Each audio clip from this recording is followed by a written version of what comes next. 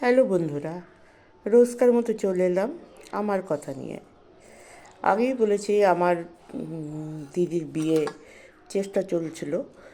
তো একজন আসে, তারা নিজের থেকেই আসে, পছন্দও করে, কিন্তু প্রচুর দেনাপাওনা চায়।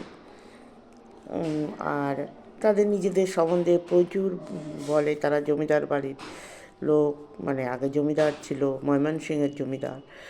যাই হোক, তবে তাদের চেহারাপত্র দেখে আমাদের মনেই হয়েছিল না তারা জমিদার। আর আমার দিদির গায়ের রং বলেছি কালো ছিল। তো হঠাৎ করে এক দেখাতেই দেখেই পছন্দ করে, নিজের থেকেই যেচে আসে, এটা আমাদের ভীষণই আশ্চর্য লেগেছিল। তবুও যাই হোক, আমরা তো তখন ছেলেও দেখিনি, কিছুই না। ছেলে তখন আমাদের বলেছিল গেঞ্জির কোনো কারখানার ম্যানেজার, বিকম পাস। ছেলের বোধহয় ছবিও দেখেছিল ভালো, নাকি দেখায় না মনে নেই। মোট কথা, তারা দুজনেই দেখতে দেখতে শুনে, তাদের যে ছেলে সাথে করে এসেছিলো সেও খুব ভালো দেখতে ছিল, ফর্সা, দেখতে ভালো। তো যাই হোক, তো তাদের দেনাপাওনার মানে ছেলে দেখতে এসে পছন্দ করেই আমরা ছেলে দেখার আগেই তারা দেনাপাওনার কথা বলে।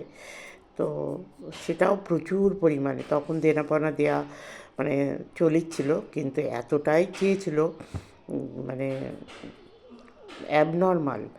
তো সেই বিয়েটা আমরা তখনই, তারা চলে যাওয়ার পরে আমরা দুই বোন, আমি আর আমার ছোটো বোন, ভীষণ গালাগাল দিয়ে আর কি, এরকম দেনা পাওনার চার লোভী যেমন যেমন বলে সেরকম বলেছিলাম। তার মানে ওখানে বিয়ে ভেঙে তো বাবারা বললো, তখন দিদি মানে মাধ্যমিক পাশ করে ফার্স্ট ইয়ার ভর্তি হয়েছে। তো হঠাৎ করেই আমাদের গ্রামেই একটা ছেলে, বাবার বিয়ে, তারা নিজের থেকেই বললো যে ঠিক আছে, আমার ছেলের সঙ্গে বিয়ে দেবো।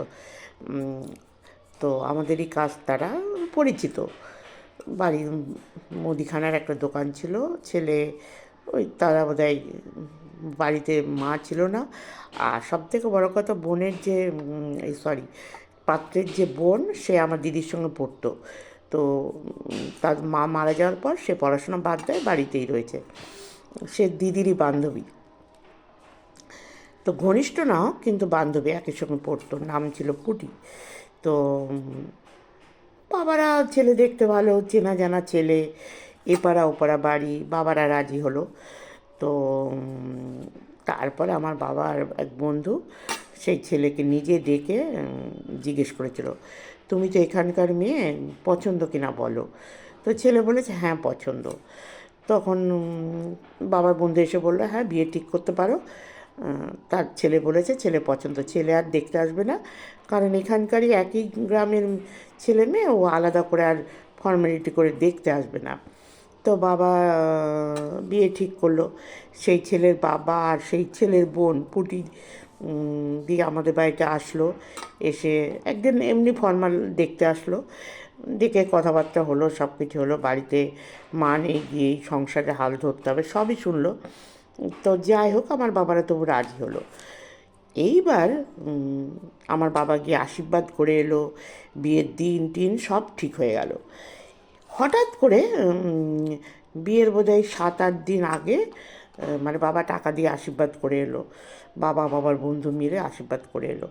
হঠাৎ করে বিয়ের 7-8 দিন কি 10-12 দিন আগে বলছে ছেলে বিয়ে করবে না, ছেলে চলে গেছে বাড়ির থেকে, বিয়ে করবে না বলে বাড়ির থেকে চলে গেছে।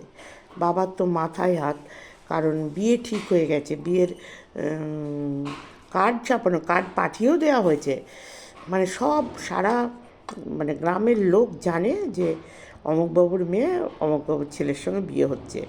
আর পাড়ায় পাড়ায় সেটা সেটা একটা বিশাল লজ্জার ব্যাপার। তো বাবার তো মাথায় হাত, কী করবে বুঝে উঠতে পারছে না, মান সম্মানের প্রশ্ন। তখনকার দিনে বিয়ে ঠিক হয়ে ভেঙে যাওয়া মানে, তারপর দিদিও ভীষণ মন খারাপ করে বাড়িতে থেকে আর ঘর থেকে বেরোতেই চাইছিল না, মানে বলছে আমি কি করে মুখ দেখাবো সবার কাছ থেকে। তো আজকে এইটুকুনি, আগামীকাল আরবার এরপরের